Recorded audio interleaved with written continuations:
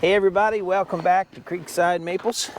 I'm Joni. I'm Tony, and we're going to do episode 3 of Addicted to Milling. Yay!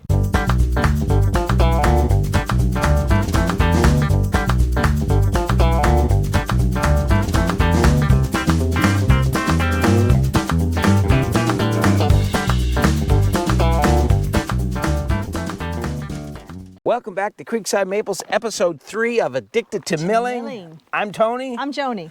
And we're going to show you today some of the tools of the trade that we use.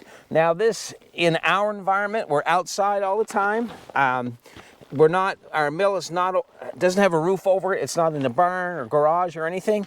In time it will be. But up here in the north, you have to have certain things to be able to mill efficiently. And so we're going to show you some of the things that we use here. It's a beautiful day. The sun's shining, but it's like minus 20. It's really cold. It is. But it's a great day to be outside. We're sorry for the delay in the videos. Episode 3 was supposed to have been out last week. However, for the last 12 days, we've gotten, approximately 3.5, 4 feet of snow probably. Yes, and ice. And ice. Yeah. And it's taken us a long time to get dug out. But we're dug out and we're here and we're gonna show you how we make it work. Yeah, and Jade's here and Ruby's running around here somewhere else. But anyway, I'm going to show you some of the stuff that we use.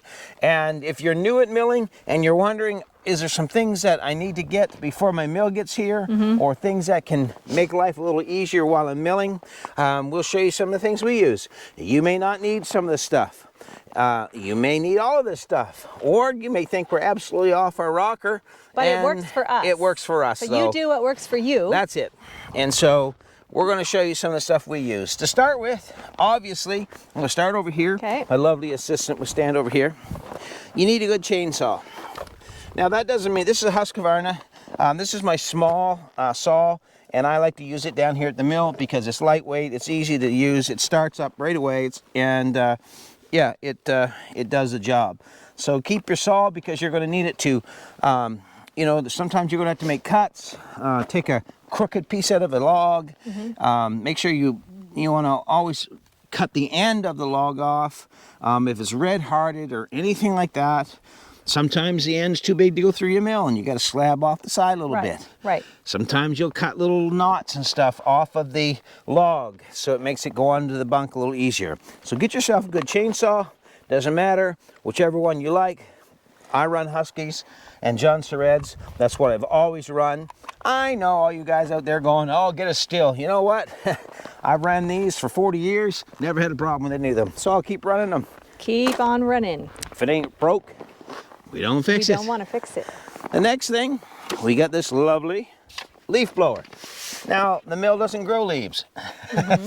However, this leaf blower is great to keep the sawdust off of the mill. I will use the leaf blower and it'll blow snow off, it'll blow sawdust off, all kinds of stuff. That's what it does. It works really well.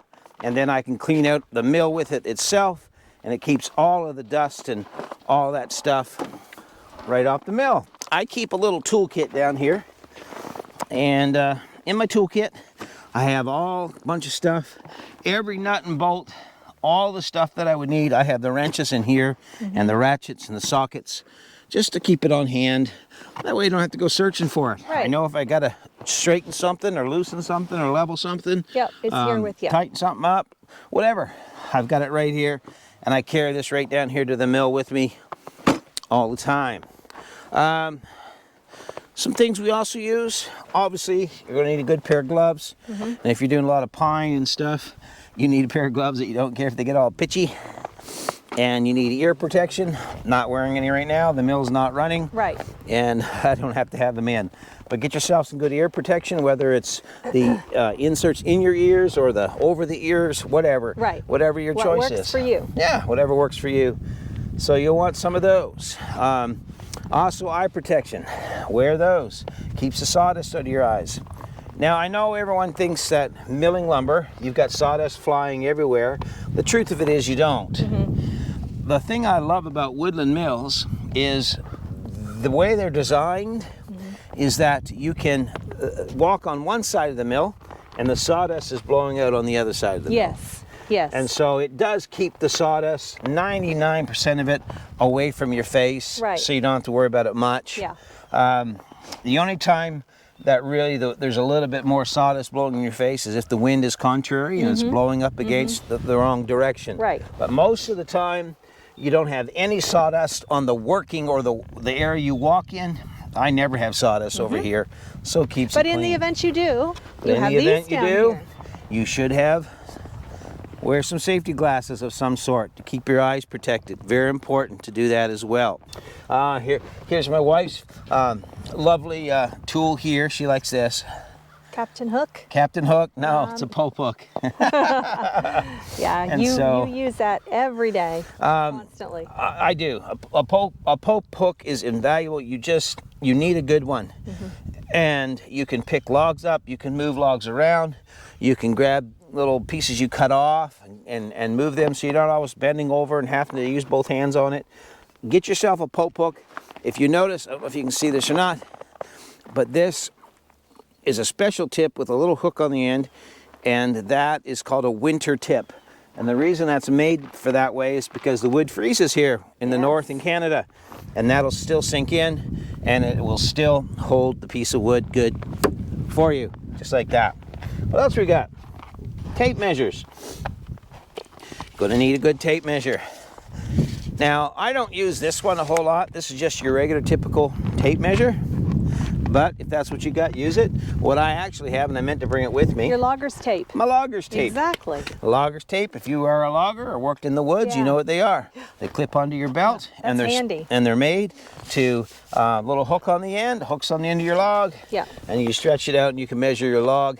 Well, the thing I noticed about you using that is it's completely hands-free. It is. And it frees you up. If the log should shift or move a little bit, you're there ready to Exactly.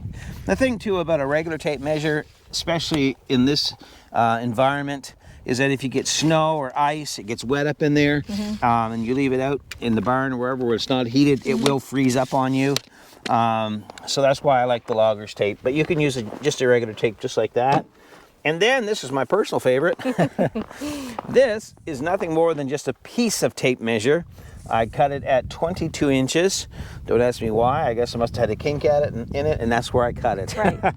But what I like about this is if I'm measuring how big of a log the end is, I don't need to grab my big tape measure and put it on there. I can just set that right on there, and it tells me real quick. I can measure real fast. I can measure real quick that way. And it's just really easy, and then I just shove it into the side of the bunk and it sits there. And so I like that for versatility when I'm just measuring the ends of the logs or the cant, the size of the cant. Yeah. Vice grips. What do you need vice grips for? Well, I'll show you. I don't want my saw head moving back and forth in the wind, so I take these vice grips, I clamp them right on here. Oh, just like this. In front of my saw head, and it keeps the saw head from moving back and forth in the wind. We get a lot of wind here, so that's what I use that for. Also, you'll need a ratchet strap, because sometimes we get gusts of wind here.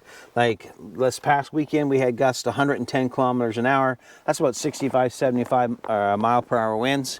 And so I keep a ratchet strap around the head, and I tighten it down around the bunk so that nothing gets blown off, because this will, if this gets a head of steam, the wind can blow that right off of there. There. This is a trusty little tool. It is. What is it? That is your wood brush. Wire brush. Wire brush. Wood wire. Steel. It's a wire brush. Why do we have the wire brush? To get all the mud and junk off of the logs so it will not dull your blade. Right. And sometimes you have to, we have a lot of mud around here, and so we'll take this wire brush and we'll just scrape the mud off brush the mud off the logs, because you definitely don't want the mud going through your mill and dulling your blades. Another thing you're going to need, this is a torque wrench. I keep mine set at 23, and that will set the torque on the torque control arm there on your mill. It seems there's lots of opinions on the torque and how to set it, but trust me, HM126, mine's a 2021 model, and I have talked to the techs, the people in Woodland mills that work on these things and fix them. The best weight that you can set that at is right around 23 to 24 pounds per square inch. Don't guess at it. Get yourself a good torque wrench, set it, and use it to keep the torque right on your mill. Now this neat little tool, I don't know if you can see this or not, but this, it's just a little scraper. It's what they use to take the inspection stickers off your windshield when you go get your car inspected. You can peel decals off with it, decals, however you say that word. It's just a little bladed thing. What do I use that for? Well, on the blade of the saw, sometimes if I'm cutting a lot of pine or softwood, a lot of pitch, there can get, some pitch on this blade. And so what I do, and don't do this when your saw is running, shut the saw off, and then you can just take this and lay it on there. And if you want to do it real easy, you open this up when you're rotating the pulley in here, the pulley wheel, just set that on there, and that literally will peel any of that gum or pitch or anything right off your blade. I find that I use this all the time because we cut a lot of pine, and it works really, really well. You're also going to want some steel wool just to keep your wheels here clean and the top of your rails clean. So get yourself a little bit of steel wool, throw it in your toolkit so you can always have it to keep that clean. And no, that's not a urinal. It's a funnel, and that's a funnel. And so I use a funnel when I'm pouring gas. I don't know about you, but I hate spilling fuel. And up here when it's like $7 a gallon, you want to make sure you don't spill any. Right. So I use a great big open mouth funnel to make sure I don't spill the fuel to get it into the motor. You found that funny. Why is that? And this here looks like one of those, what are they called? I'm not sure what you're thinking. We better move along. Anyhow, a peasy. I was not thinking that.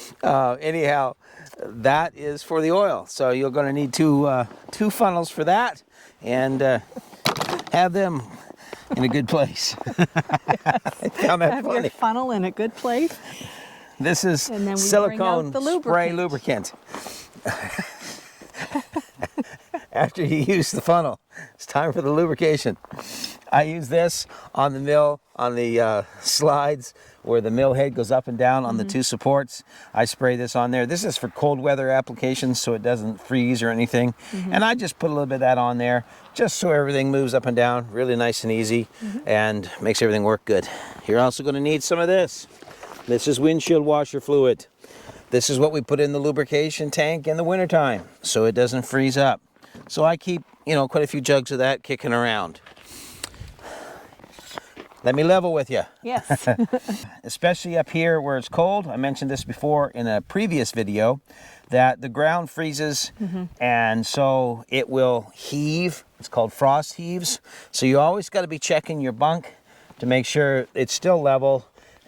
Here about 3 weeks ago, I checked mine and I was out in the middle. It had heaved a little bit, not much, 1/8 of an inch or so, but I'm really fussy about the leveling. Sure. So I always That's keep... important because that will affect the cut. It does. If you don't keep it level, your cuts will be off. Keep a level around so you can use that. What else we got here, dear? All right, here's some things to make Sheet life a little easier for protectors. you. This is nothing more than just a piece of dry erase board, but it's magnetic. I take some of this and I stick it on where my hour meter is on my mill, because if I'm doing up orders or I have specific things I need to mill, I can just write on the dry erase, and then when it's done, I can just erase it, and that makes it easy so I don't forget. Keeps your orders orderly. Now, because we're up here in the north, you need an ice scraper because you're always going to be cleaning ice out of the way so that you can get around much easier. Get a nice peavy, a good one, because you got to roll your logs, all that sort of thing. lawn rake. No, we're not raking leaves. But this keeps all the little chips and stuff where you walk in your work area. Yes. That keeps it all cleaned up, raked up. does. Because I can't stand walking through a dirty work area. I like it so that I don't roll my ankle over or anything like that. And it all works good to keep it clean. And let's see what else we got here. You're gonna wonder, what the heck's this concoction? This is called a weed burner. Now, if you live in a single or even a two climate, area, you haven't got to worry. Two season area, you haven't got to worry about this much. But here, well, you can see we got a lot of snow, and it gets cold. And so I get ice built up on my log bunk, on the mill sometimes, things like that. So what I do is I keep this weed burner, I just light her up, and if I got to melt some ice off, then I melt the ice off. Keeps everything moving good and stops everything from freezing up and keeps everything so that I can use it much easier. Yes. Now I know there's other things you can get, like people put lasers on their mills so that they can see the top cut and all that, and that's great. I'll probably put one on sometime. They're always good and handy. There's other things you can put on your mill to make it work better, but these are just some things that we use. Yep. So I hope you found this interesting. You've been in the milling business for a long time, then you've got your system set up. You know how you like to do it, and we're not at all trying to tell you you're doing it wrong. No. But if you're new into milling, it's something you just got started in, well, here's some tips and things for you that can help you get set up. We're not, experts at all. We're just people that love to mill here at Creekside Maples. Right. So yeah. We hope you found this video helpful. And we want to thank all of our new subscribers that have joined us. We sure do. We appreciate each and every one of you that comes by Creekside, subscribes, watches the videos. And so I think now we're done this part. Let's get to some milling. Yes. Hope you enjoy this next little segment. Stay with us to the very end. And then when you get there, please hit the subscribe button and do us a favor. We need you to hit the like button and leave us a comment. Yeah, leave us comments. Tell us what you think of our setup here, if you have used any of these tools. If you've got suggestions that help, feel free to offer them, because we're open to that as well. Yes, we are. But don't forget, again, help us grow the channel, share the content with all your friends, and we shall see you right back here at Creekside. So enjoy this next 2-3 minutes of milling. Take care, and we'll see you next time.